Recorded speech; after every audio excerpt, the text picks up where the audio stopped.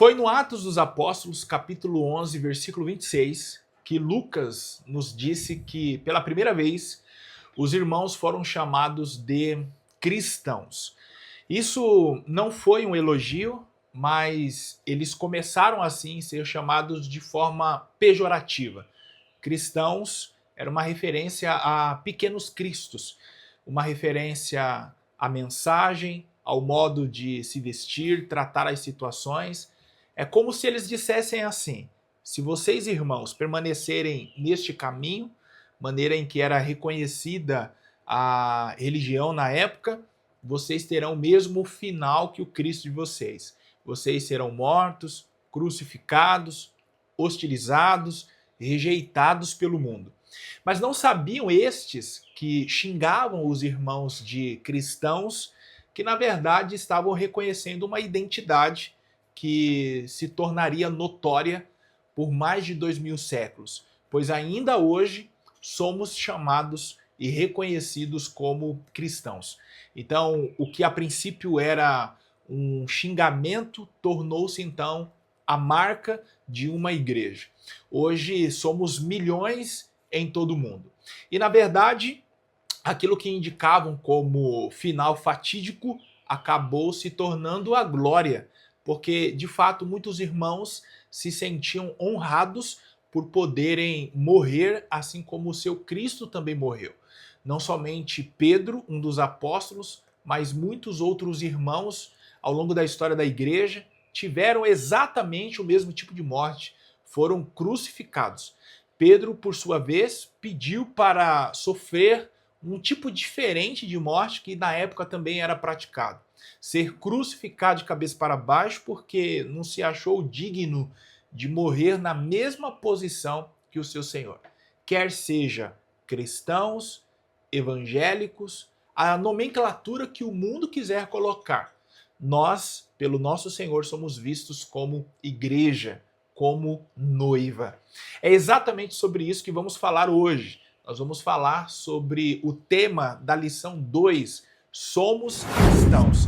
Você já deve ter se acostumado com a gente aqui. Na lição passada, ou na semana passada, eu estive com o pastor Marcelo e falamos sobre quando as heresias ameaçam a unidade da igreja. 2025 começou com muitos projetos novos e eu fico muito feliz em saber que você está participando. A nossa proposta é semanalmente realizarmos um bate-papo com um convidado diferente sobre a lição do próximo domingo. E hoje estamos aqui para falar sobre a lição 2, Somos Cristãos. Então eu peço que você deixe o seu like, se inscreva neste canal, isso é muito importante. Temos crescido e eu fico feliz porque você tem participado desse projeto. E isso tem sido muito importante para nós, porque você tem auxiliado este programa, este canal, chegar cada vez mais distante. Então o seu like e a sua inscrição aqui vale muito. Não esquece de ativar o sininho, porque dessa maneira tudo que acontecer aqui chegará para você uma notificação. Além deste bate-papo, deste podcast voltado à escola dominical, essa mentoria para professores, semanalmente eu também preparo as aulas para a EBD, os subsídios, não somente dos adultos. Neste trimestre nós estamos falando sobre Em Defesa da Fé Cristã, como também o conteúdo para os jovens e os juvenis. Então, se você conhece um professor dos adultos e também dos jovens e dos juvenis, envia para ele, por favor, este bate-papo, pede para ele se inscrever no canal, porque ele também será abençoado, ela também será abençoada. Para essa conversa, hoje eu estou aqui com um amigo em particular, já o conheço há alguns anos, já congregamos juntos, eu tive o privilégio de ser o co-pastor na congregação em que ele estava como líder dos adolescentes, não é isso? E hoje ele é pastor na Assembleia de Deus, Ministério do Belém, setor 56, no bairro de Perus, em São Paulo. Ele dirige a congregação do Santa Cruz. Além de pastor, ele também é professor na Escola Bíblica Dominical, então tem uma grande experiência. é formado em teologia pela FAESP, a Faculdade Evangélica de São Paulo, no curso básico, e hoje está aqui para compartilhar conosco toda a sua experiência e felicidade, porque o bebê dele já nasceu. Rapaz, que coisa gloriosa. Ricardo é o convidado de hoje e eu fico feliz em saber que você está aqui. Por favor, faça suas considerações iniciais. Irmãos, a paz do Senhor, é um prazer estar aqui, né? Um privilégio também poder participar com o pastor Lucas Gomes, que, como ele já adiantou aqui, é um amigo, né? Mas também tenho como uma referência. Minha primeira experiência em conhecer o Lucas foi conhecer ele dando culto de ensino, né? Todos conhecem ele ministrando em festividades, congressos. Eu conheci ministrando no culto de ensino na congregação onde você era co-pastor. E poder estar aqui também para mim é uma oportunidade muito boa. E ver, né, que o tempo passou e aquele jovem, eu aprendi com o Lucas também na FAESP, é um mestre, um professor, que foi meu professor um bom tempo também, então é uma alegria estar aqui, uma satisfação. Muito bem, Ricardo. Então vamos lá. Lição 2, 12 de janeiro de 2025, somos cristãos. No primeiro tópico, o título nos diz: prevenindo-se contra a tendência judaizante. Depois, no segundo tópico, nos diz assim: a tendência judaizante no início da igreja. E o terceiro e último tópico, a tendência judaizante hoje. Então a gente já percebe que a proposta do comentarista é nos explicar um pouquinho aí sobre a judaização da fé, vamos assim dizer, né? Tanto é que, na verdade, prática, eu sempre gosto de destacá-la porque ela traz o resumo da lição. Então, você que é professor, mesmo antes de ler a lição, se você já quiser ter um resumo ali do que ela falará, leia a Verdade Prática e veja o que ela nos diz. O cristianismo é uma religião de relacionamento pessoal com o Cristo ressuscitado e não um conjunto de regras e ritos. Então aqui a gente já pega, Ricardo, que a lição tentará nos mostrar que o cristianismo não é um conjunto de regras e ritos, mas sim um relacionamento pessoal com o próprio Cristo. Exatamente. E nos estabelece, então, aí uma liberdade. E se a gente for falar de regras e ritos, a gente já lembra da lei de Moisés. Então veja que somente através da verdade prática a gente já consegue ter um deslumbre do que será essa lição. A leitura bíblica em classe, o comentarista abordou Gálatas 2, de 1 a 9 e o versículo 14. Para você que já leu esse texto, ou ainda não leu, Paulo aqui, ele nos fala sobre a sua visita à cidade de Jerusalém e o momento em que ele se encontrou com Tiago, Pedro e João. Algo que deve ser considerado é que esse Tiago aqui, ele não é o irmão de João. Por quê? O irmão de João morreu lá em Atos capítulo 12. Olha que interessante, né? O irmão de João, ele morreu em Atos capítulo 12, ele foi decapitado, na sequência Pedro foi preso, a igreja orou e o anjo foi lá libertar ele. Então que Tiago é esse? Esse Tiago aqui, de Gálatas 2 e 9, é irmão de Jesus. Conhecido como o irmão do Senhor, né? Isso. E também como Tiago o Justo. Isso. Aquele que também escreveu a epístola. Então, esses três Tiagos são mencionados por Paulo como as colunas da igreja, então como pessoas de referência, pessoas de importância, pessoas que decidiam certamente muitas coisas. Outro fato sobre esse Tiago é que ele presidiu aquilo que hoje é reconhecido como o primeiro concílio da igreja na cidade de Jerusalém, em Atos capítulo 15. Então, de fato, aqui Paulo menciona pessoas importantes na administração da igreja. E aí ele fala de um certo desentendimento que ele teve com Pedro, diante da postura em estar com os judeus, e aí quando chegou os presbíteros de Jerusalém, né? Ele se afastou desse pessoal. Então, Paulo aqui relata um pouco desse desentendimento que ele teve com Pedro. E aí vai nortear a nossa conversa aqui. Então, o primeiro tópico, Ricardo, nos diz, repetindo aqui o título, prevenindo-se contra a tendência judaizante. Explica pra gente um pouco quem eram os judaizantes, qual a finalidade deles, por que que eles eram um problema para a igreja naqueles dias. Fala pra gente um pouquinho aí sobre eles, só pra gente entender então o porquê o primeiro tópico fala prevenindo-se contra a tendência judaizante. São opositores de Paulo, visto como falsos irmãos. Ou seja, pessoas que provavelmente eram judeus, né? Que poderiam estar tanto em Jerusalém como em outras províncias, mas dentro da comunidade cristã ele queria que aqueles cristãos, né, os que andavam segundo o Evangelho de Cristo, praticassem ali os ritos, os costumes judaicos e colocavam isso como também um requisito para a salvação. Isso acaba complicando, ou pelo menos o Paulo usa, certa feita, uma expressão dizendo assim, querem crucificar Cristo de novo? Basicamente isso, eles entendem que embora o sacrifício de Cristo nos deu salvação, mas para que essa salvação seja alcançada, é necessário que a pessoa continue com as práticas judaicas. Certo, olha só. O segundo tópico, ele nos esclarece um pouquinho mais quem eram os judaizantes. Por que eu comecei com essa pergunta? Porque eu acredito que deveríamos começar explicando quem eles eram para que as pessoas então entendessem o primeiro tópico. Mas no segundo, e o segundo subtópico nos diz quem eram os judaizantes. Aí tá lá. Eles acreditavam que as pessoas deveriam viver como judeus, adotando então costumes e ritos judaicos.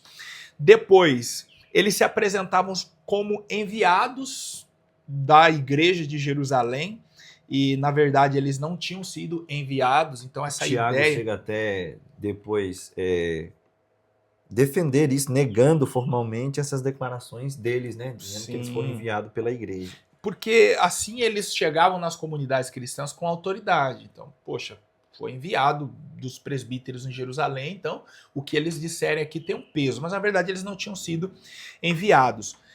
Aqui no segundo ponto também, do segundo tópico, nos diz que eles eram legalistas. Então é aquele ponto que você falou, que eles acreditavam que era preciso cumprir a lei de Moisés como requisito para a salvação. E aí a gente pode destacar alguns pontos, por exemplo, a circuncisão, guardar o sábado, se privar de alguns alimentos, como fazem os judeus, e cumprir aí toda a lei de Moisés. É um problema essa questão de cumprir a lei de Moisés, porque veja, às vezes na sala de aula, eu não sei se quando dei aula para você eu fiz essa dinâmica, eu gosto de pedir para o pessoal assim, vamos ficar de pé? E aí eu vou citar os 10 mandamentos. O pecado que você já cometeu, senta. E aí é legal porque antes de terminar os 10 mandamentos, já está todo mundo sentado, inclusivemente eu. Então, todo mundo condenado. Todo mundo condenado só ali nos 10 mandamentos. Os 10 mandamentos é o resumo de 613 mandamentos. Então, se é difícil cumprir 10, você virar os 600. Imagina 613. Então era muito difícil. E realmente a lei de Moisés, ela trazia um bloqueio nessa liberdade que o cristão deveria ter com Cristo. Então esse grupo de judeus, eles ficavam para lá e para cá, né, tirando aí a paz da igreja, fermentando os irmãos, dizendo que a salvação em Cristo, ela não era suficiente. Aí vê, Ricardo, como que a verdade prática tinha razão. E agora a gente entende melhor. O resumo Isso. da lição. O cristianismo é uma religião de relacionamento pessoal com o Cristo ressuscitado e não um conjunto de regras e ritos. De cumprir costumes e ritos ali. Aí eu faço uso o pastor Ezequiel Soares, que é o comentarista da lição, ele usa uma palavra, uma frase do Martinho Lutero, que fala: quem sabe distinguir corretamente o evangelho com a lei de Moisés deve agradecer a Deus e já pode se considerar um teólogo. Né? Eu até comentei com você, né, nos bastidores, que ou ele estava sendo irônico aí, né, parece uma fala Exatamente. irônica, e para Lutero isso não é um absurdo, ser irônico. Uma vez eu ouvi uma definição sobre ele dizendo assim, se tiver um grupo querendo derrubar uma porta, pode ter certeza que ele seria o primeiro a dar a pesada. Então, ele gostava do debate, do confronto. Então, me parece até uma fala irônica, porque, de fato, não só na época, como hoje também, você divorciar a lei de Moisés da graça encontrada em Cristo é algo um tanto difícil. E aí eu vou dar um exemplo para você de pessoas que leem a Bíblia ainda hoje, mas com as lentes atuais, na verdade com as lentes do passado, e não conseguem fazer separar uma aplicação para os dias de hoje.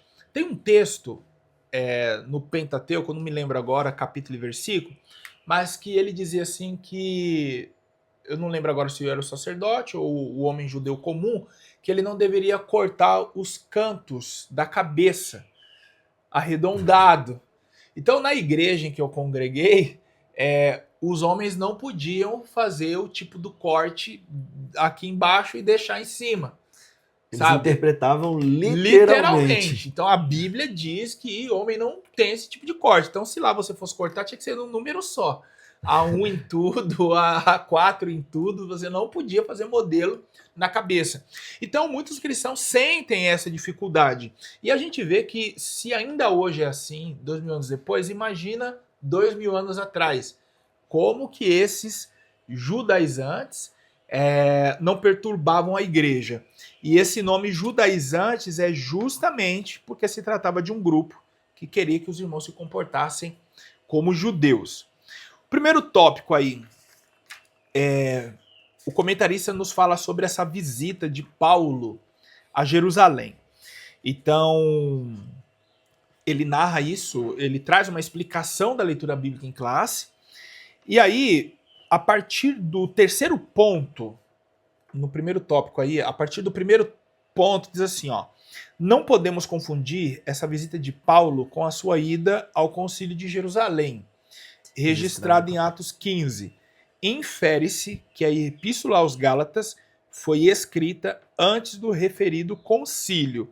Então, só para as pessoas se situarem no tempo, e aí eu lhe dou a oportunidade para falar. Atos capítulo 15 nos diz que surgiu um problema para a igreja. E qual era o problema? De Atos capítulo 2 até Atos capítulo 11, vamos assim dizer, a salvação de almas se dava majoritariamente dentro do judaísmo. Quando a gente fala daquelas 3.000 almas que se converteram a Cristo, mais os 120 crentes que estavam dentro do cenáculo, todos eram judeus. A Bíblia diz que alguns eram judeus gregos em algumas traduções, ou acredito que traduza somente por gregos. Na verdade, ali eram judeus que nasceram no mundo helenista. Então eram judeus que nasceram fora de Israel, fora de Jerusalém, ou durante a sua vida partiram para outras regiões. E em razão da festa de Pentecostes, eles voltaram para Jerusalém. Mas fato é que todos eram judeus. No entanto, quando a igreja começa a se expandir, que os gentios começam a ser alcançados. Não quer dizer que em Jerusalém não houve gentios, Samaria principalmente havia gentios, nos confins que já começaram a alcançar ali a partir da primeira viagem do apóstolo Paulo. Mas quer dizer que em Atos capítulo 15 o número de gentios que estavam na igreja era muito grande. Tinha um crescimento muito vasto, né? Então a preocupação era a seguinte: o que vamos exigir deles? O que vamos cobrar deles? Como queremos orientá-los na fé cristã? Por quê? Não houve essa discussão antes. Porque, sendo uma fé até o momento aceita majoritariamente por judeus, eles permaneceram em alguns costumes. Então, a guarda do sábado era algo que eles estavam se divorciando. Eu digo os que estavam chegando, mas os apóstolos já haviam entendido que Jesus operou milagres no sábado e tal, então não era um dia sagrado. Se a gente for olhar, todos os dias são do Senhor, todos os dias devem ser consagrados a Deus. Mas os que estavam chegando estavam ali tentando se divorciar do sábado, mas entendiam essa guarda do sábado como um dia de consagração a Deus. Já haviam circuncidados. Não podemos observar que isso já era algo que a igreja estava tendo que lidar, né, com essa questão. Para os judeus era algo comum, aceitável. Agora, o gentio que acabou de se converter a Cristo, vamos pedir para ele se circuncidar? Uma coisa é você ser circuncidado no 8º dia de nascimento. Outra coisa é você ser circuncidado com 30 anos de idade, com Exatamente. 40 anos de idade. Então, assim, traria complicações para essa pessoa, talvez, sem contar as dores, o processo. Então, assim, a gente vai submetê-los a essa dor, a esse constrangimento, exigir muito, não é? Vamos discutir. Então, se assentaram para discutir. E aí eu citei aqui no início sobre Tiago, o irmão de Jesus, ter presidido a reunião. E aí é interessante que ele se levanta e ele diz assim, olha, pareceu bem ao Espírito Santo e a nós. Então ele deixa claro que quem decidiu foi o Espírito Santo. A comunidade dos apóstolos concordaram com o Espírito Santo. E eles decidiram então que aos gentios deveria ser exigido somente que eles se abstessem das comidas sacrificadas, da prostituição e da adoração aos ídolos. Ponto final. Então, não deveria ser exigido mais nada. Guardar sábado, se circuncidar, enfim. Então, é sobre isso que o comentarista aqui está falando. Ele acredita que Paulo foi antes, é isso, né? Ele acredita que Paulo foi antes dessa reunião para Jerusalém. E aí aconteceu o que lá, Ricardo? Fala aí. Aqui MacArthur, né? Ele comenta, ele defende que a carta aos Gálatas, que é onde nós temos aqui a leitura dessa lição, ela foi escrita depois do concílio. Na questão, passou o concílio do capítulo 15 de Atos, e aí Paulo escreve aquela carta ali para aquela comunidade lá da Galácia. Porém, o comentarista dessa lição, ele defende que esse encontro que Paulo está registrando no capítulo 2 de Gálatas aconteceu em Atos capítulo 11, quando Barnabé desce para Jerusalém, ou melhor, sobe para Jerusalém, né? E Pedro já havia voltado também de Cesareia para contar tudo o que havia acontecido ali na casa de Cornélio, lá em Cesareia. Porém, nós devemos aqui observar alguns pontos que nos levam a pensar a respeito dessa questão. Paulo começa registrando lá que foi há 14 anos depois da sua conversão a Cristo, Paulo pela segunda vez está em Jerusalém. Nós devemos considerar que Paulo passa 14 anos na Arábia, né? Que é nos seus estudos, mas depois que ele volta, Jerusalém não recebe, né? Ele tem que sair de Jerusalém, depois ele é enviado para Antioquia, que é onde ele passa mais algum período de tempo. Alguns acreditam que foi um espaço de tempo aí de 10 anos de anonimato. E aí quando ele desce, já é com Barnabé para esse caso. Porém, a gente também deve considerar essa questão, se foi antes do concílio ou não que Paulo decide escrever a carta aos Gálatas. O comentarista defende aqui que Tito e Barnabé está com ele. E aí a gente cai nesse... É um elemento aí que traz uma confusão maior no tempo dessa visita. Exatamente. Né? Para quem está nos assistindo agora compreender melhor, o Ezequiel Soares, na lição 2, acredita que a visita de Paulo a Jerusalém se deu antes do concílio. Então, digamos que no entendimento do comentarista, a discussão com Pedro sobre a presença dele com judeus ou não judeus só se deu porque a igreja ainda não tinha decidido que os gentios poderiam viver normalmente entre eles e não seria necessário se circuncidar.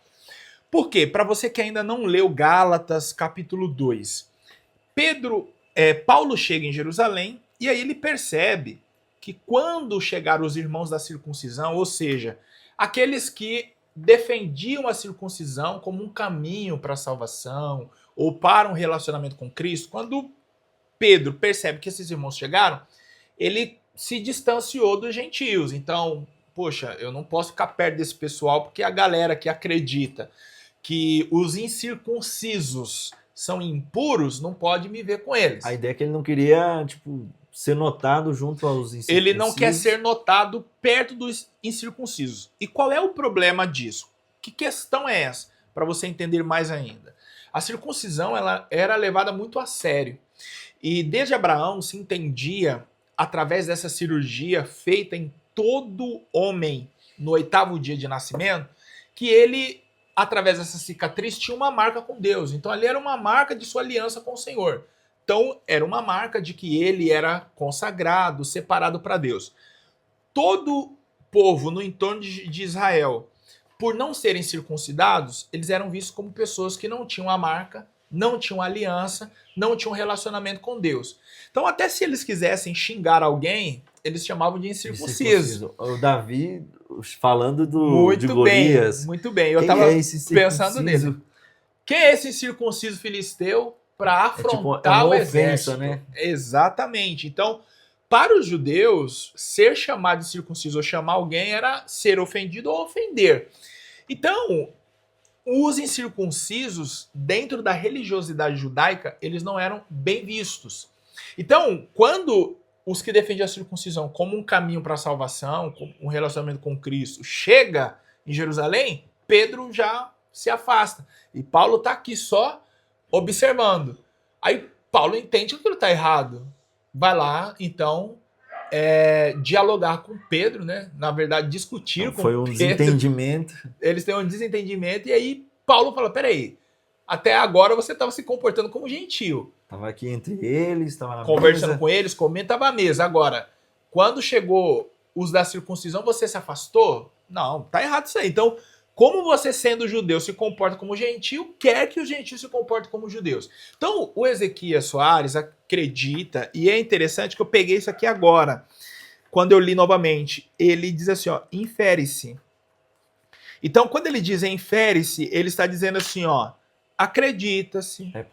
É possível que Paulo tenha tido essa discussão com Pedro antes do concílio. Por quê? No concílio ficou decidido que não seria necessário os gentios se comportarem como judeus. Então, se eles ainda estão discutindo isso, na cabeça do Ezequias, a reunião não aconteceu. Tinha sido tratado aquele assunto. Só que qual é o problema? O Tito já estava sendo citado por Paulo aos Gálatas, é isso? Repete para nós aqui, aí. Ó, Aonde? No terceiro subtópico aqui do primeiro tópico, ele fala que Barnabé era judeu, então isso não tinha problema nenhum eles estarem ali naquela reunião em Jerusalém. Porém, Tito, no entanto, sendo grego, foi um risco que Paulo correu. Mas não foi uma provocação introduzir um incircunciso no seio dos judeus. Ele entende que após esse fato estar acontecendo, no capítulo 11, Pedro já havia tido aquela experiência de entrar na casa de Cornélio do capítulo 10, correto? Então, Paulo chegar com Tito não seria algo tão absurdo, né? Diante de que Pedro já havia entrado na casa de gentios, e aqui no capítulo 11, Pedro está contando a sua experiência. A questão aqui é pensar, se Tito já está com Paulo, no capítulo 11, em que momento Paulo conheceu Tito? Entendeu? A questão também, nós entendemos que Paulo possivelmente conheceu Tito na sua primeira viagem missionária, que ele viaja primeiro para Chipre, não é isso? Depois ele vai para a região de Perge, de Derbe, Listra. Então, naquela região ali é possível que ele tenha conhecido o Tito. Se isso for uma verdade, fica difícil acreditar que Paulo escreveu antes do concílio, porque tem uma situação aqui que responde você. E qual é? A primeira viagem missionária, ela se deu no capítulo 13, o momento em que ele se encontra com Tito, correto? Possivelmente. Possivelmente. Entender que ele conheceu O concílio acontece no capítulo 15. Então, Paulo ele já tinha voltado da primeira viagem missionária. Então, ele já estava com Tito. Digamos aí que a discussão lá com o Pedro já tinha acontecido. Exatamente. E aí, no capítulo 15, ainda vão resolver a questão. Deu pra entender? Entendi. Aí Então, talvez até por isso... Sim, pode falar, perdão. Aí o comentarista aqui, o Ezequiel Soares, que é o comentarista dessa lição, ele entende que podemos afirmar que a visita aconteceu antes de sua primeira viagem missionária. E aí o ponto aqui é que o MacArthur discorda, dizendo que aconteceu depois. Depois. Ele explica a razão? Eu não lembro, você falou aqui. Não, O MacArthur explica ou ele só diz que aconteceu ele depois? só diz que aconteceu devido ao fato de Paulo estar tratando o mesmo assunto, que é o da circuncisão. Entendi. Perfeito. Então, independente do tempo, se antes ou depois, o que me parece aqui é que Pedro, ele de fato não quer que pegue mal ele andando com gentio. Então parece que ele ainda está resolvendo algumas questões com ele. Então assim, digamos que a reunião já tinha acontecido. Então Pedro ainda não havia consolidado essas ideias de que não havia problema, mistura entre judeus e gentios. E não é algo difícil de ser visto em Pedro, porque lá na casa de Cornélio ele estava meio preocupado, né? Se entra ou não, né? se prega ou não prega. E eu até costumo dizer assim, enquanto Pedro ainda está se justificando, irmãos, então não devia vir, mas já que eu vim, eu quero dizer que Jesus, de repente, o Espírito Santo batiza todo mundo com o Espírito Santo, e ele fica, rapaz, se o Espírito batizou, então eu não vou negar água. E depois tem que se explicar na igreja de Jerusalém. Então era de fato uma questão muito forte.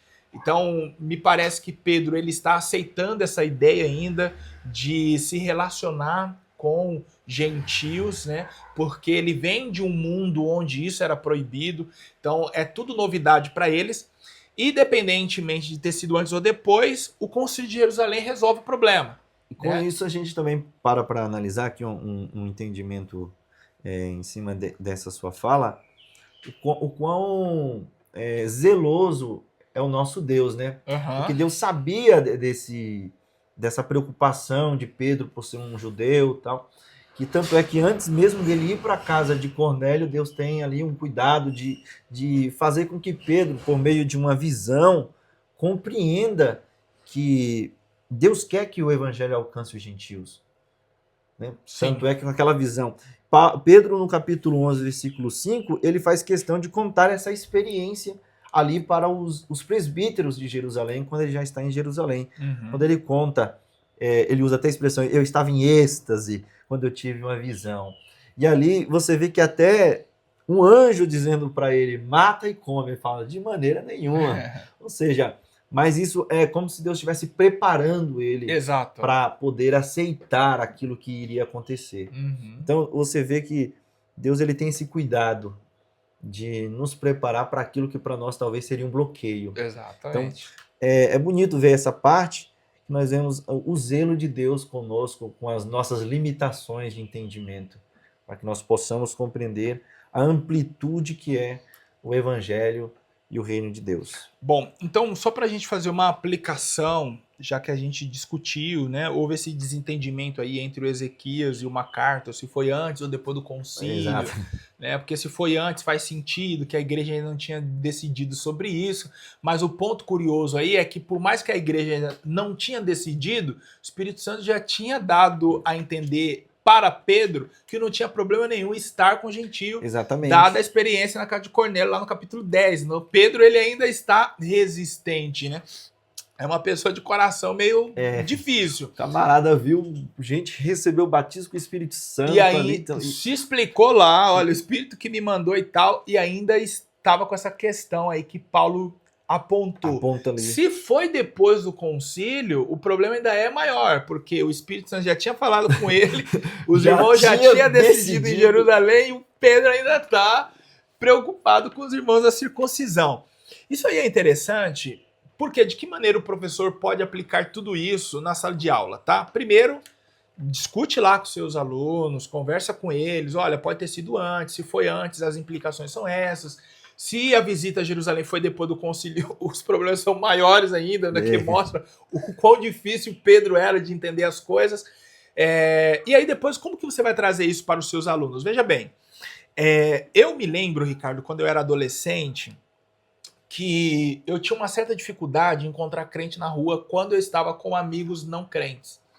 Porque a primeira coisa que passava na minha cabeça era assim, poxa, eles vão me ver com o pessoal que não é crente.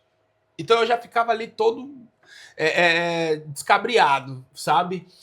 E o cristão, ele não precisa ter medo de acessar ambientes e de estar com pessoas. E aí, quando eu falo acessar ambientes, eu não estou querendo dizer aqui que o cristão pode entrar numa casa noturna. Né? Não é isso, não é ambiente para o cristão ir. Tudo é lícito, mas nem tudo lhe Convém, convém, exatamente. né? Mas eu quero dizer assim, você está lá na empresa, então você não é proibido de Uma é, é, confraternização.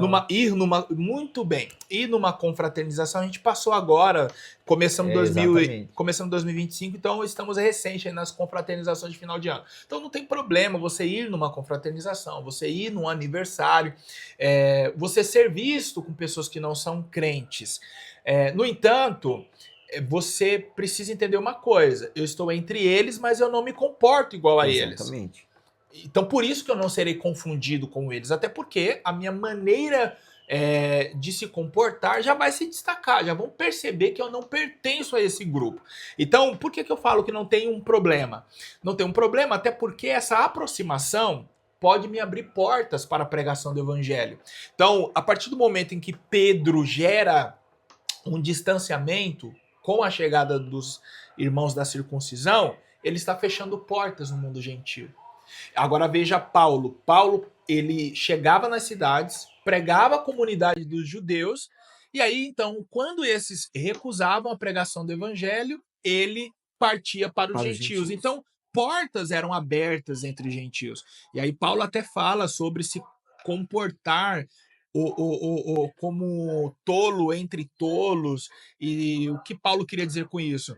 Ele adaptava a mensagem a essas pessoas. Então é necessário haver um contato, haver uma aproximação. E lecionando para adultos, isso é muito importante, porque nós temos irmãos e irmãs que sequer aceitam convite de familiares porque eles são crentes, Exatamente. né? Quer falar Tem alguma muita. coisa? Só contando isso, eu lembrei de uma experiência que eu passei em trabalho, em questão de confraternização. Sim, sim. Antes de você continuar, deixa eu pedir para os irmãos clicarem aí, deixarem o seu like, se inscreverem e ativar o sininho, tá? Se você está gostando desse bate-papo, e os comentários aqui também são seus. Fique à vontade, vai lá. Você falou de falando de confraternização, eu lembrei de uma experiência tipo, na empresa que atualmente trabalho. Não foi nesse ano, né, alguns anos atrás, o pessoal já me conhecia como cristão evangélico e marcaram uma confraternização, Lucas, numa cachaçaria. Ah, Aí eu falei, meu Deus do céu. E aí queria todo mundo lá e eu falei, ah, não sei se eu vou, sabe? Fiquei. Não era nem por bloqueio, eu só não queria ir mesmo. E aí eu vi algo bonito da parte do pessoal da empresa, que eles me ligaram e perguntaram, ó, você não quer ir por conta do ambiente, que a gente sabe que você é evangélico, porque se for essa questão, a gente muda o lugar, olha que legal. entendeu? Então, Aham. aí eu comentei com a minha esposa, ela falou assim, vida, mesmo que eles não mudem o lugar, pelo menos passe lá pela consideração que eles tiveram a você. E eu falei, não quero atrapalhar, porque todo mundo queria ir, né, a maioria. Eu falei, não, pode manter aí, eu vou passar lá. Passei, tomei um suco, conversei com o pessoal da empresa. Depois de um tempo eu fui embora e eles ficaram lá. Muito bem. Mas eu achei bonito a postura O deles respeito. reconhecerem que nós temos uma fé e tal, mas isso não me impediu de ir lá. Entendeu? Então tem muitas pessoas que têm isso, né? Não, eu não me misturo. Não é questão de se misturar. Você estar junto ali não significa que você está misturado, como você falou. A minha postura, o meu comportamento, os meus costumes são diferentes, mas não me impede de estar ali. E foi uma oportunidade também de eu mostrar o meu cuidado com a minha fé, mas também isso não me bloqueia socialmente com ninguém. Eu tenho um exemplo sobre isso na minha família. Era um aniversário, fim de ano, não me lembro agora, mas fato é que a minha cunhada, ela não é crente e o marido dela também não. E eles gostam de ouvir funk, as músicas da atualidade e tal. E eu me lembro que quando eu cheguei com a minha esposa, o som tava nas maiores Estourando. alturas e aqueles funks com uma letra bem refinada, sabe? Bem assim, palatável aos ouvidos.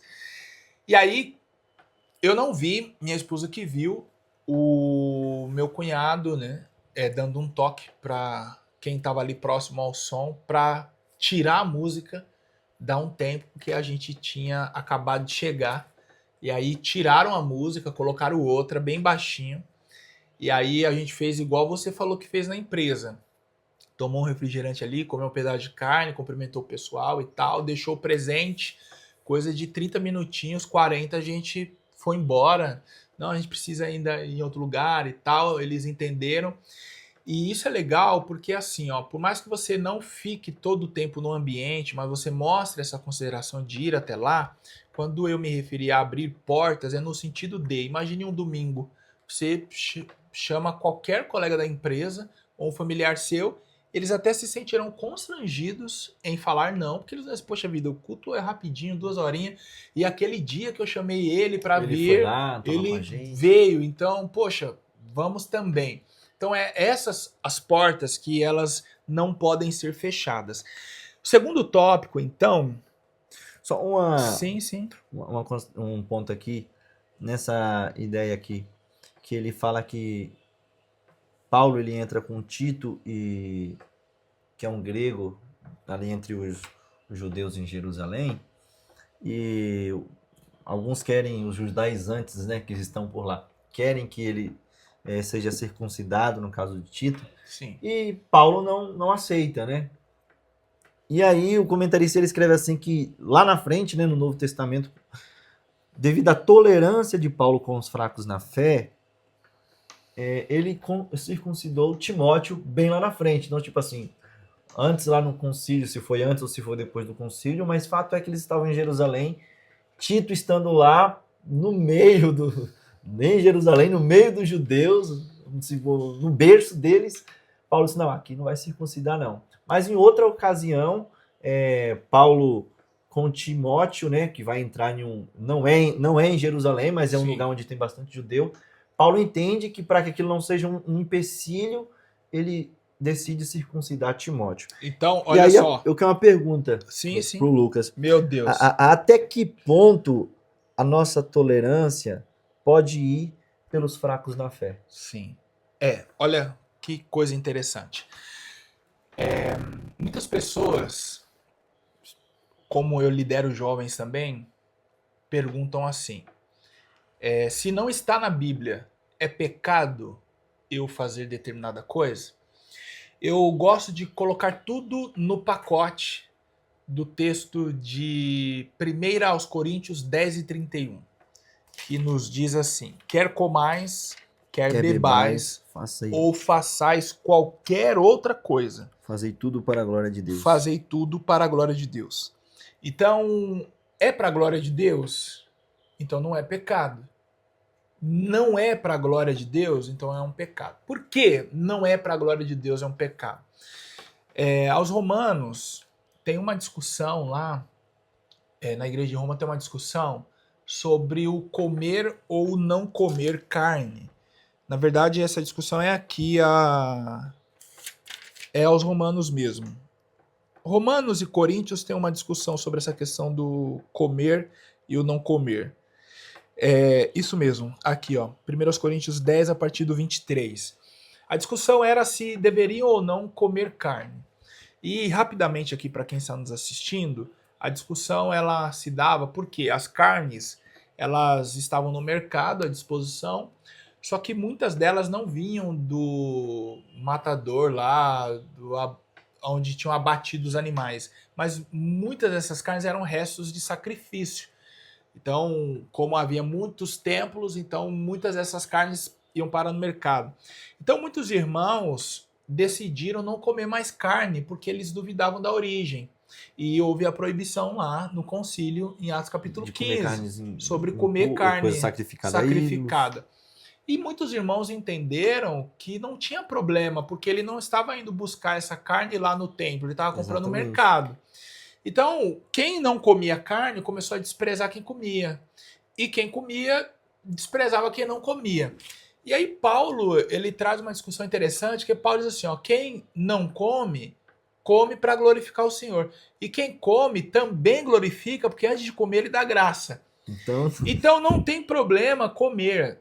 Paulo diz assim, eu não vou chegar lá e vou ficar perguntando a origem das coisas. Se eu não sei e a minha consciência está tranquila, eu como. Agora, a partir do momento que eu tomo consciência da origem dessa carne, eu não devo comer, porque eu sei que ela foi sacrificada. O que ela ali significou, né? Isso, aquele... eu sei o significado que cerca esse alimento. No entanto, Paulo diz assim, ainda que comendo eu não peque, se tem alguém que se escandaliza com o meu ato, eu devo então parar de comer. E aí Paulo traz uma palavra assim muito forte, que traz um peso terrível, que ele diz assim, ó, não podemos perder aquele a quem Cristo morreu para ganhar. Então eu não tenho esse direito. Só porque não é um pecado, eu não tenho o direito de fazer uma vez que alguém se escandalize com aquilo que eu estou fazendo. Ainda que eu venha prejudicar a fé de alguém, a pessoa, não, eu vou fazer que a Bíblia não proíbe. Porque os fracos na fé, eles precisam ser sustentados por nós. Eles precisam ser também tolerados. Então tem muita gente que vai se desviar de fato, digamos aí, se ele tivesse passado e visto você lá na cachaçaria. Você passou para cumprimentar o pessoal, para não fazer uma desfeita, para não fechar portas, como a gente disse aqui, só que ele tá passando na porta, tá te vendo na cachaçaria, ele vai dizer assim, poxa vida, ó o Ricardo lá. Então assim, tem problema você acessar esse ambiente? Não tem, desde que você tenha a situação que você apontou aqui. Exatamente. Você não quer fazer uma desfeita, você quer respeitar quem te respeitou, sua passagem será breve. No entanto, se antes de você ir, tem alguém que ficou sabendo que você vai e essa pessoa já se escandalizou, aí você não deve ir. Um problema. Aí você já tem um problema, você não deve ir. Porque a fraqueza dessa pessoa pode abalar a fé dela a ponto dela sair da igreja por sua causa. Ai, meu Deus, olha o ambiente que o pastor foi. Entende? Onde ele vai? Olha onde ele vai. Gente, o Ricardo tem essa cara assim de menino, mas ele já é velho, tá? Então, quando eu falei aqui no início, o pastor, acho que alguém olhou para mim, ah, mentira, isso aí, esse menino, pastor. Então, assim, até onde deve ir? Até o ponto em que eu entendo que ele não perderá a salvação dele por minha causa. Então, se a salvação dele está em jogo, eu então abro mão do que for preciso, mudo o comportamento para mantê-lo de pé na presença do Senhor. E aí entra a questão aqui dentro da nossa discussão ainda. Ele circuncida no primeiro momento ou melhor, ele não circuncida o Tito. Por que ele não circuncidou o Tito? Porque se ele faz isso, ele daria força para os irmãos da circuncisão. Então ele estaria apoiando uma ideia de que a circuncisão era necessária para a salvação. Por que ele não circuncida? Por que ele circuncida o Timóteo? Por que ele circuncida o Timóteo? Porque agora, naquele grupo de judeus, haveria uma discussão, haveria uma barreira para a pregação do evangelho. E aí a questão é, peraí, mas ele não circuncida um, circuncida o outro. O que Paulo nos mostra aqui, então, com essa atitude, é que ele entende que se não é necessário para a salvação, ou melhor, se não atrapalha a salvação, não tem um problema a ser feito. Então ele circuncida o Timóteo, isso não vai atrapalhar a salvação do Timóteo. No entanto, a falta dela atrapalharia a pregação do evangelho naquela região. Então, para não haver bloqueios na pregação do evangelho, ele circuncida o Timóteo para ter um campo aberto, para que as portas se abram. Então, veja o que Paulo faz para uma porta se abrir. Então, isso mostra também a maturidade de Paulo com respeito a isso, né? Ele sabe que quando ele está com Tito, ele está lidando com os líderes da igreja lá em Jerusalém, com os presbíteros, para tratar o assunto. Então, como você foi muito feliz na sua fala, se ele circuncida Tito ali, ele está fortalecendo mais ainda o argumento dos judaizantes, né? Sim. Então, com base nisso, a gente observa o cuidado e também a maturidade de Paulo compreender o que pode ser feito para que pregação não seja impedida. Sim. Então, a gente vê uma maturidade aí da parte de Paulo. Então, nós devemos ter esse cuidado, como o Lucas falou. Até que momento nós devemos ter essa tolerância, né? Uhum. Porque às vezes a pessoa é intolerante. Não, a Bíblia não proíbe, tô nem aí. E aí acaba prejudicando a comunidade. E acontece muito isso, também trabalhei... E eu não vejo, é uma opinião pessoal, eu não vejo o religioso como um fraco na fé. O religioso, esse que você falou agora, não, a Bíblia proíbe, sei o que.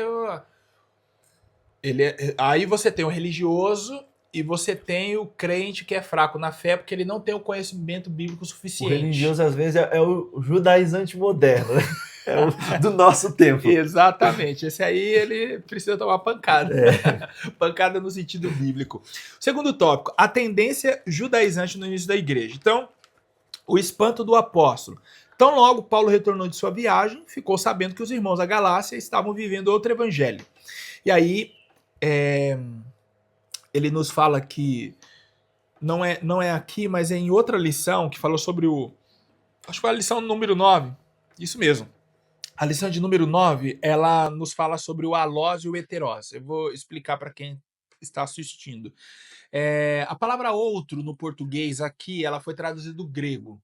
E no grego, para outro, nós temos o alós e o heterós. São palavras diferentes. Então, alós no grego é outro, só que diferente. É como aqui na nossa conversa, se você não pudesse vir hoje, você dissesse, Lucas, mas não tem problema. Não precisa você deixar de gravar o programa. Eu vou mandar um representante lá. Na outra pessoa. Então, esse outro, na verdade, o outro heterós, né? Na verdade, no grego, seria um outro diferente. Então, é uma pessoa com características diferentes, fisionomia diferente, estatura diferente. Ok. É o heterós no grego, é o outro diferente. Daí sai a palavra heterossexual. Agora, o alós era você dizer assim, Lucas, eu não vou, só que eu vou mandar outro aí. Só que é um outro igual. No mínimo, para o nosso entendimento ficar mais fácil aí, seria um irmão gêmeo, tá? Seria um irmão gêmeo. E foi a palavra usada por Jesus em João 14, quando ele fala que enviaria outro. Consolador. Então, o outro ali em João é o alós, que seria outro igual. Então, é alguém com as mesmas características. Então ele está falando da deidade do Espírito Santo. Ele é Deus igualmente a mim. Agora, aqui aos Gálatas, quando Paulo fala sobre outro evangelho, ele não está falando do alós. Outro evangelho igual, com as mesmas características. Ele está falando do heterós. Então é um evangelho totalmente diferente, com características totalmente opostas. E aí Paulo fica espantado com isso, porque ele passa por essa região na primeira viagem. Então, quando ele está na segunda, ele vai escrever para esses irmãos. Então, é uma fração de tempo muito curta. Paulo pregou, Paulo lançou as bases da fé cristã, ele virou as costas, os irmãos já tá tudo desviado. E a expressão aqui, né, é abandonar literalmente chutar o balde, literalmente. O comentarista até deixa aqui, desertar, mudar de pensamento, e usa a expressão aqui, virar a casaca. E o culpado foram os judaizantes. Que chegaram então, lá. Veja como era um grupo que fermentava a igreja e ameaçava a unidade da igreja, porque assim começaram as primeiras heresias. Porque eles chegam lá dizendo que era necessário cumprir os rituais da lei de Moisés para serem salvos. E os irmãos simplesmente, rapaz, então só Jesus não é suficiente? E para mostrar autoridade naquilo que eles vinham pregando, eles vieram dizendo que foram enviados, né, pela igreja de Jerusalém. Aí a gente pensa hoje, e você como pastor, eu te deixo uma pergunta. Ricardo, qual o desafio hoje para um pastor em uma igreja, numa congregação, no seu culto de ensino, no seu culto de domingo, pregar apenas Jesus? Porque a gente vê que parece que isso hoje não é mais suficiente. A gente pega diferentes estilos de igreja e aí a gente pega uma bíblica em que Cristo é o centro do culto, é o centro da pregação, é o centro da administração daquela igreja, e a gente compara com outras em que não são tão bíblicas assim. Às vezes a palavra ela tem um tempo menor. Jesus pouco é citado. Os membros sequer entendem a razão da sua fé, mas são igrejas que estão lotadas, porque esses pastores, esses ministérios usam de outros artifícios. Eu costumo dizer que daqui a pouco pastores e líderes farão o quê? Colocaram cama elástica no meio da igreja, carrinho de pipoca na porta, carrinho de algodão doce, nariz de palhaço, para atrair as pessoas. Então eu pergunto a você, quais desafios hoje de pregar Jesus? O que você percebe? Porque eu sei que você é um rapaz, no bom sentido da palavra, né? Eu falei aqui rapaz, não dizendo mas menino, eu sou novo. né? E eu sou mais velho do que você. Mas você sendo um pastor, que desafios você encontra? Tendo essa mensagem bíblica cristocêntrica para trazer o povo, para garanti-los ali no culto de ensino. Só Jesus hoje tem sido suficiente? Quais os problemas de optar só por Jesus? O João, ele escreve, né, numa das suas epístolas, dizendo assim, que os jovens sois fortes pela palavra. Acho que o grande problema hoje é que a palavra, às vezes, ela é substituída pelo entretenimento, né, da igreja. Aí usa aquela palavra que você falou, é o alós ou é a outra que é o outro diferente? O heterós. O heterós. Então, ao invés de muitos trabalhos serem... Não é errado você colocar um método novo, alguma coisa diferente, desde que seja o alós, né? Sim. Algo igual, que traga o mesmo sentido. Muito entendeu? bom.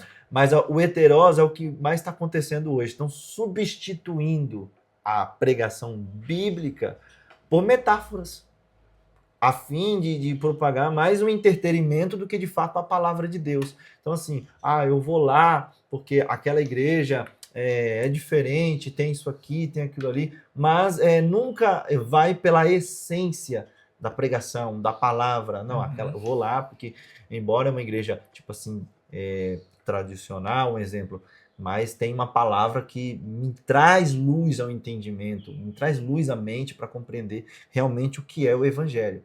Então, eu acho que a grande dificuldade hoje é fazer com que o entretenimento ele atrai, né? Tudo que é diferente atrai. Eu tenho um exemplo, um celular hoje, lançou um igual, mas tem algo diferente naquele, eu quero ele. Entendeu? Os jovens, eles são movidos às vezes. Ele tem a mesma coisa, eu só quero que é diferente. Só tem algo ali diferente, sabe? O celular tem as mesmas coisas, faz as mesmas funções, mas tem alguma coisa ali, uma atualização diferente em algum ponto. Eu quero ele. Você me fez lembrar de uma explicação, eu não sei se ela é a verdadeira, tá? Mas eu achei ela plausível, coerente, por isso que eu vou falar aqui. Um amigo compartilhou comigo dizendo que a razão das igrejas estarem hoje com a parede preta é porque quem começou com isso entendeu que o preto, para o vídeo, destaca melhor as cores e a imagem das pessoas. Foca mais. Foca melhor, entendeu? Então, quando você joga a iluminação contra o preto, não há reflexos, não há sombra. Então, para o vídeo, isso seria sensacional. Seria bom. Então, se de fato começou desse jeito, eu não vejo problema. Porque é uma estratégia para o vídeo. Ou seja, o propósito não era ruim. O propósito não é... Pronto, perfeito, você falou tudo. O propósito não era ruim. Agora, o problema é que virou uma tendência no Brasil. Então, assim, hoje, se você quer ter uma igreja descolada, ela tem que ter a parede preta, porque senão não é uma igreja e aí descolada. Entra na questão que eu falei do heterós, né? Tipo assim, talvez quem teve essa ideia brilhante no início teve um bom propósito. Não queria alterar o evangelho. Porém, eu vejo que muitos hoje falam assim, eu quero abrir uma igreja, mas eu quero que ela encha de jovens. Então, o primeiro passo é abrir um salão e pintar de preto. Exatamente. Então, ver que o objetivo daquele trabalho não será, tipo assim, não, eu vou conseguir encher esse lugar, porque vai ser um lugar conhecido como lugar da palavra. Atraí-las pela palavra. Por Cristo. Exato. E não por um movimento ou por uma tendência. Aí outra coisa também é o church. Você vê que se hoje você quer ter uma igreja atual, diferente, você precisa incluir o church. Então, é a igreja a famosa puleira dos anjos, né? Que o pessoal tanto brinca dizendo dos nomes diferentes. Se até a puleira dos anjos colocar church, ela vai lotar. Então, os métodos, eles são válidos, desde que eles não alterem a essência do evangelho e não tragam outro evangelho, como a gente falou aqui. Se for o alós, é outro, mas igual, está válido. No entanto, a gente precisa aprender uma coisa. Eu li em um livro que falava somente sobre oração a seguinte frase: Deus, ele não unge métodos. O Espírito Santo, ele unge homens. Então, que a parede seja preta, que seja branca, que seja bege, não importa. O método da apresentação do evangelho, o que Deus quer ungir são os homens que estão na direção dessa igreja. Então, não vai ser você, pastor, mudando a cor da sua igreja que vai garantir que ela vai encher. Vai resolver. Mas a gente vê que muitas pessoas fazem isso nessa intenção. Não é você mudando o nome, fantasia da sua igreja que vai fazer com que ela encha. Mas o que vai fazer com que ela encha e faça com que as pessoas vá para lá, porque assim, não é só ir, é permanecer. A gente precisa se preocupar com a qualidade desses cristãos dentro da igreja, a resistência, a fé que eles estão desenvolvendo com Cristo. O que vai possibilitar tudo isso é a pregação do evangelho, é a mensagem cristocêntrica. Você falando aqui, eu lembrei, tipo assim, as ferramentas que são disponíveis são muito boas para o crescimento da igreja. Eu vou dar um exemplo aqui, uma experiência agora na igreja que eu estou. Eu identifiquei que os jovens, eles não conseguiam participar, Lucas, dos cultos na semana. E eu queria muito que eles participassem do culto de ensino. E certa feita, uma jovem da nossa congregação me procurou e falou assim: começa a fazer live para mim, porque eu chego um pouco atrasado, mas talvez eu consiga pegar pelo menos um momento da palavra do culto de ensino. Então eu vi dela nessa iniciativa o desejo de querer ouvir o ensino, de querer participar. Aí eu falei: não, vou fazer diferente, eu vou fazer um culto para vocês. Mas unir jovens que estudam, trabalham, outros fazem faculdades durante a semana em um mesmo local é quase que impossível hoje, né? Então, qual foi a ideia? Eu apelei para as ferramentas que tem disponível para nós. Eu falei: então vamos fazer o seguinte: vocês decidem o dia da semana e o horário e me falam o dia que a gente pode se encontrar via Meet. Nós vamos fazer o culto de ensino de vocês toda semana no encontro online. E aí, pensando no ensino que eu estava trazendo para a igreja, eu falei: não, para o jovem eu vou trazer um ensino que foque um pouco mais nas suas necessidades, que foque mais naquilo que eu sei que vai fazer sentido para o jovem. E ali nós começamos um trabalho semanal.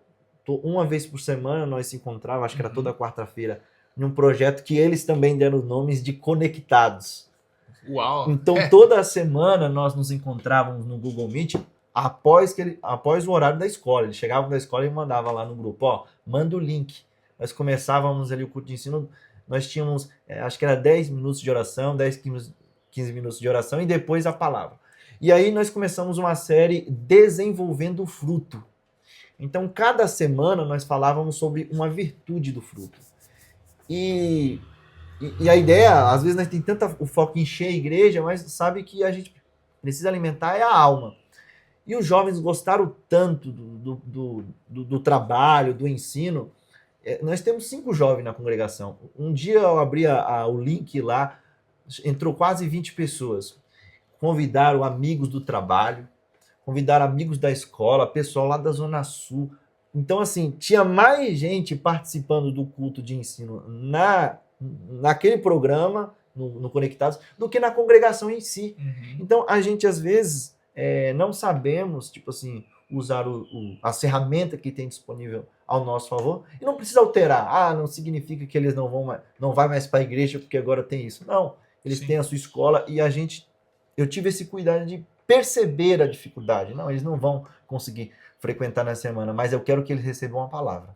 Olha, então ali o método foi eficiente e se viu assim como uma ótima experiência tanto para mim quanto para os jovens ali também, mostrando que a palavra não está presa só as quatro paredes Há um da método. igreja. Há um método. Para a gente encerrar aí para o terceiro tópico, o que você nos disse nesse momento foi o seguinte: você entendeu a dificuldade deles de acessar um ambiente naquele determinado horário por estarem na escola. Então, já que eles não podem vir, como eu irei até eles? Exatamente. Então, não é que eles não precisam vir mais, já que não podem, como que eu irei permitir que eles participem do que estamos participando, que é da palavra? Então, você se utilizou de um método, o Espírito Santo consagrou você nesse trabalho e o Senhor foi glorificado. Então, não substituiu Cristo. Então, esse meio de comunicação seria ruim quando você dissesse assim, olha, Não precisa vir mais. não precisa vir mais. Então, eu estou substituindo Cristo nesse sentido, porque a vida em comunidade também é bíblica. A igreja começa dessa forma, existe há 2000 anos dessa maneira, então não vamos mudar isso agora. Perfeito, muito, muito boa a sua experiência. O terceiro e último tópico nos fala assim: a tendência judaizante hoje. Aí aqui agora o negócio vai ficar mais sério, né? Se a gente já falou da igreja de parede preta e talvez já vai arrumar alguns problemas, imagina nessa daqui, a tendência judaizante hoje. Olha só, o evangelho é um só, não tem dois. Aí ele traz assim, ó. A Paulo foi confiado o evangelho da incircuncisão e a Pedro o evangelho da circuncisão. Como que a gente entende isso aí, Ricardo? Evangelho da circuncisão e evangelho da incircuncisão. Como a gente entende? Isso, na época. O que Paulo quis dizer com isso? Que a ele foi confiado da incircuncisão e a Pedro e a outros o da circuncisão. Pedro se daria mais bem pregando para a comunidade judaica, por ele haver ainda, mesmo depois da experiência na casa de Cornélio, mesmo depois do concílio até, ele ainda tinha essa resistência. E Paulo compreendeu que, para ele conseguia pregar entre os judeus, mas também não mudaria a sua mensagem diante dos não-judeus, principalmente dos que não eram da circuncisão. Então, acho que aqui o entendimento é que Pedro, não que ele não pudesse pregar para os não-judeus ou para os gentios, né? Tanto é que ele pregou em Cornélio. Mas porque ele não se escandalizaria, vamos usar essa expressão, né? Embora aqui seja apenas uma expressão de exemplo. Ele não se escandalizaria tanto pregando para os não-judeus, pelo menos até ele amadurecer como Paulo foi, né? Já Paulo compreendeu desde o início da sua chamada que Deus chamou ele para alcançar aqueles que possivelmente seria um problema para os judeus, né? Para alcançar os não-judeus. Muito bem. O que você falou me fez aplicar nos dias de hoje da seguinte maneira.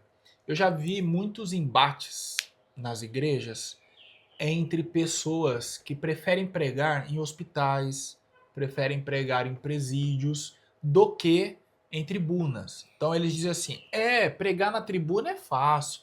Eu quero ver você ir no presídio. Eu quero ver você ir na rua, na praça. Eu quero ver você ir nos hospitais. E num primeiro momento eu até me cobrava com essa questão.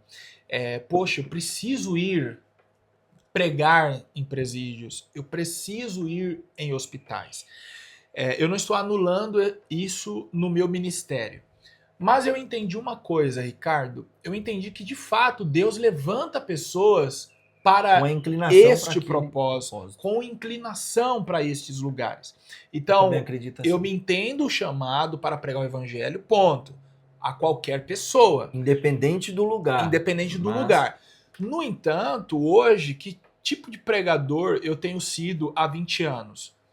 Durante todo esse tempo atendendo convites em congressos, em igrejas, em cultos de diferentes tamanhos para diferentes públicos. Eu já preguei para 3 pessoas, o pastor atrás de mim, a esposa dele na porta e a criança correndo na nave da igreja, como também já preguei para alguns públicos maiores. Então, eu entendi que eu fui chamado para levar o evangelho a esses ambientes, a essas pessoas. No entanto, já fui em hospitais, já preguei para pessoas no leito de hospitais, ainda não tive a experiência do presídio. E saiu de mim essa cobrança a partir do momento que eu tive esse entendimento.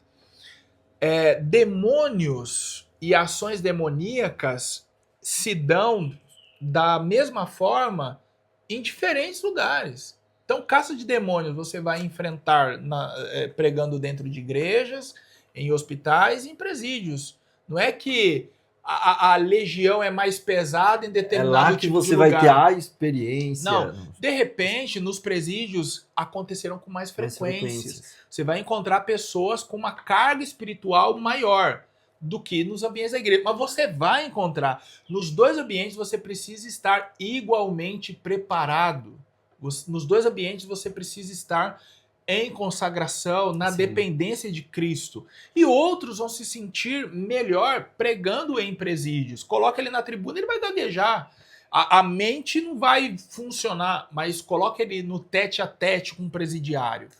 Ele conseguirá desenvolver melhor o seu ministério naquele lugar. Naquele lugar. Então é o entendimento para o que você foi chamado. E isso não quer dizer que você não possa acessar outros ambientes. Mas a maior parte do tempo você estará destinado àquelas pessoas. Como Pedro, virado para os judeus, e Paulo para os gentios. Os gentios. A pergunta, né? Existe judaizantes na igreja moderna? Existe, né? Existe. Eu mesmo, como frequento muitas igrejas, eu acesso muitos ambientes em que eu não sei se eu estou entrando numa igreja evangélica, pentecostal, ou se eu estou entrando em um templo judeu. Que você vê no púlpito a menorá, o candelabro, né? Você vê a arca da aliança. O pastor está... Até a roupa hoje em dia. Com aquele manto sacerdotal, quipá, sabe? Barbona. Então, você fala, misericórdia, espero que não me peguem aqui para ser circuncidado. O candelabro do lado. Daqui a pouco entra alguém aí com um cordeiro sangrando, com a faca na mão aí. Então, a gente percebe muito isso em igrejas neopentecostais.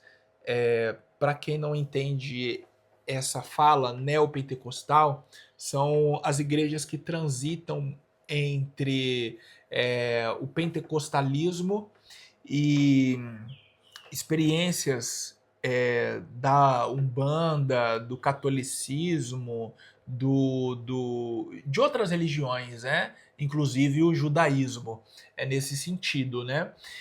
São igrejas que valorizam muito mais a experiência do que um culto racional, vamos assim dizer.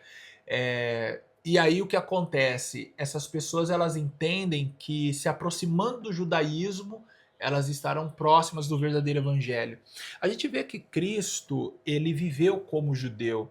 Ele nasceu ao 8º dia, foi circuncidado, foi apresentado no templo, seus pais levaram sacrifício, ele passou pelo bar mitzvah, ele acessava o templo, ele participava das festas.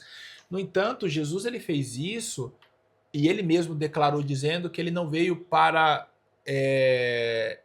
abolir a lei, mas ele veio para cumprir. E cumprir, a gente pode entender tanto no sentido de participar ali da vida judaica, como mostrar que ele era o cumprimento das profecias e do que a lei propunha. E também estava cumprindo aquilo que é de sua naturalidade. Ele era judeu também. E ele é exatamente. Então, ele foi um judeu dentro do seu tempo. Muito bem. Agora, Paulo ele trata essa questão sobre a vida judaica, está aqui no último ponto do terceiro tópico, que fala sobre os não-judeus. Primeira carta de Paulo aos Coríntios, capítulo 7, versículo 18, ele trata essa questão. Então, assim, da mesma forma, é alguém chamado estando circuncidado. Se uma pessoa foi chamada não sendo circuncidado, ou seja, não sendo judeu, não precisa se tornar um judeu. Paulo trata isso. Assim como um judeu não vai deixar de ser judeu. E aí o Ezequias trouxe uma questão aqui muito interessante sobre os judeus messiânicos. Eu dou aula para um garoto que ele e os pais são messiânicos. E aí, algumas atividades aos sábados na escola eles não participam, e certamente eles devem se abster também de alguns alimentos e tal. Então, você vê que quem é chamado judeu e aí recebe a Cristo como Salvador, ele se torna um judeu messiânico. Então, ele vai permanecer inserido na sua cultura, porque agora vamos dizer, o não comer porco, guardar o sábado, passa a ser mais uma questão cultural do que necessária para a sua salvação. Porque esse judeu entendeu que Jesus é suficiente para a sua salvação. Então ali agora é a expressão de uma cultura. Assim como a gente, por exemplo,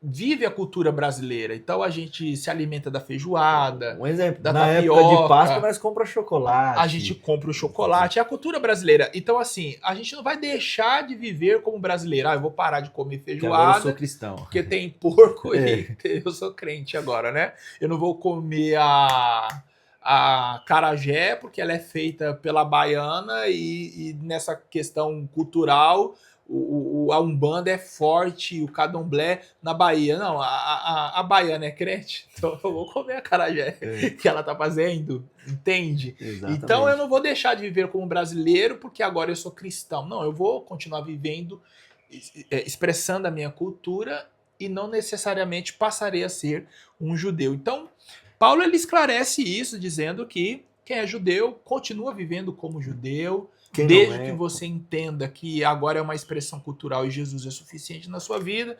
Quem não é, não precisa virar judeu. Entenda que Jesus também é suficiente na sua vida, expresse a sua cultura e tá tudo certo, cada um na vocação em que foi chamado. Então aqui nós observamos que Paulo ele trabalha, e boa parte dos apóstolos, ele sempre trabalhou nessa questão de separar o costume da doutrina. Muito bem. Naquela época. Muito bem. Com isso, o Lucas, eu entendo que não é errado eu comprar uma arca da aliança, não para pular na minha igreja, um exemplo.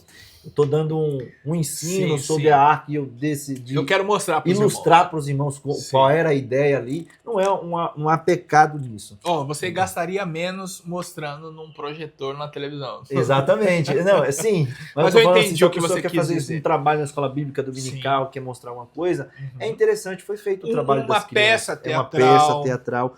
Porém, quando isso é trazido para dentro da igreja como algo sagrado, eu estou judaizando o culto. E aí eu concluo com mais uma pergunta, né? Qual o perigo dos judaizantes na igreja atual? Eles vão atrapalhar a fé das pessoas, eles vão trazer símbolos para que as pessoas se apeguem a esses símbolos e aí as pessoas se esquecerão de Jesus. Esse é o problema.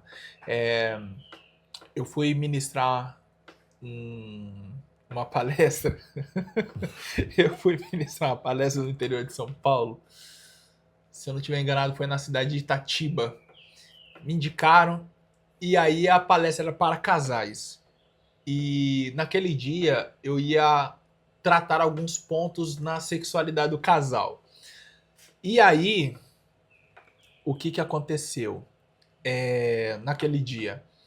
Assim que eu cheguei, eu percebi que o pessoal estava embaixo, não estava na tribuna. E como tinha bastante gente, eu queria ser visto pelos que estavam lá no fundo. Então eu entendi que se eu ficasse ali embaixo, eu não ia ser visto porque estava lá no fundo. Aí eu virei para o pastor que estava sentado ao meu lado, inclusive ele tinha me chamado, e aí eu perguntei assim, pastor, no momento da palestra eu posso ficar lá em cima ou eu tenho que ficar aqui embaixo? Aí ele falou assim, a gente tá aqui embaixo, mas se o irmão quiser ficar lá em cima, não tem problema. Só tira o sapato. Aí eu pensei comigo assim, na hora, tirar o sapato. Aí eu falei assim, então tá bom, até lá eu decido o que eu vou fazer. Aí eu pensei assim, oxe, pra eu subir no público eu tenho que tirar o sapato. Aí eu me lembrei de Êxodo capítulo 3, quando tira a sandália do seu pé. Deus mandou Moisés tirar a sandália porque o lugar que ele estava pisando era santo. Então, esse é o problema. Porque ele criou, então, um espaço sagrado dentro daquela igreja. O púlpito é tão santo ao ponto de eu não poder acessá-lo É calçado. como se colocasse a cortina de novo, né? Exatamente. E aí Paulo diz que eu estou sacrificando Jesus de novo, porque eu estou invalidando o sacrifício do Calvário. Porque o sacrifício do Calvário, inclusive, foi para me libertar desses rituais, dessas leis.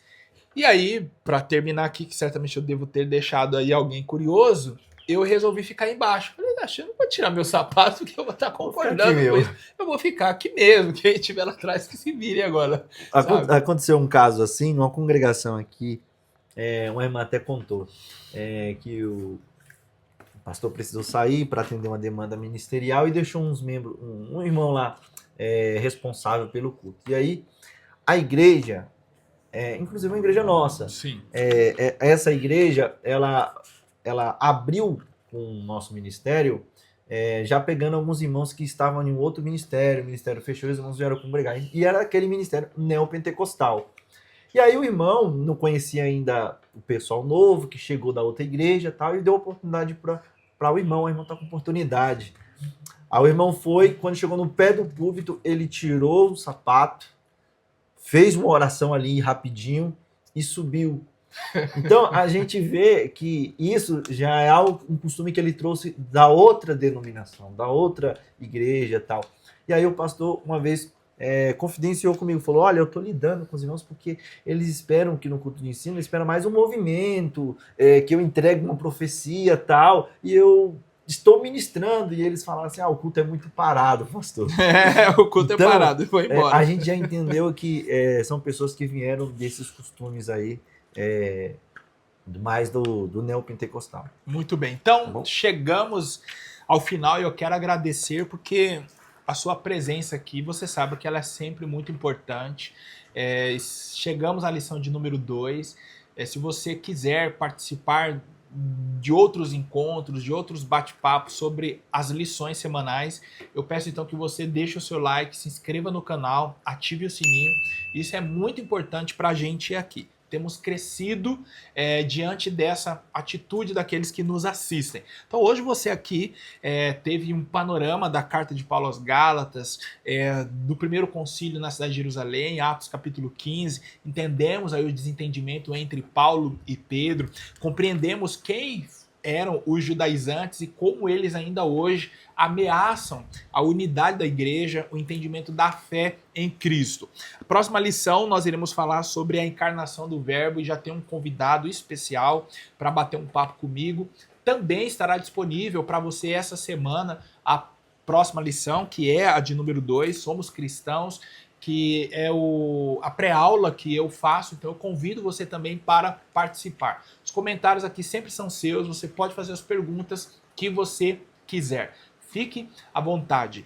Ricardo, mais uma vez obrigado por ter disposto do seu tempo, eu fico muito feliz, que Deus te abençoe. Tem um presentinho aqui para você, deixa eu pegar aqui o seu presente, como o assistente não veio hoje, eu vou ter que sair aqui rapidinho para pegar, mas o presente é esse daqui, ó, para você levar pro seu bebê, tá bom? Olha aí. Olha só, nós temos aqui uma empresa parceira, a Chegou Economizou, você pode acessar aí no seu Instagram. Já comprou algum produto? Já. Já comprou? Muito bem, eu sei que a sua esposa compra. Eu comprei para ela já. Você comprou para ela também. Chegou Economizou no Instagram, é uma empresa que trabalha com cosméticos, linha aí de perfumes, cremes, tudo para homens e mulheres de várias empresas, Boticário, Natura, Avon, Eudora, e essa empresa então resolveu nos ajudar e eu quero apresentar a você.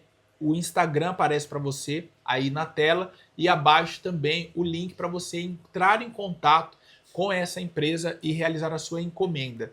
Em todo o Brasil a entrega pode ser realizada e um detalhe é que os produtos podem ser adquiridos com até 50% de desconto em relação aos valores que você tem aí na sua cidade. Então entre em contato porque vale a pena. Ricardo, isso aqui é seu. Deus abençoe você. Obrigado. Manda um abraço para a Damares. Qual é o nome do bebê? Miguel. E um abraço para o Miguel também. Deus abençoe. Muito obrigado. Fiquem com Deus. Deus abençoe.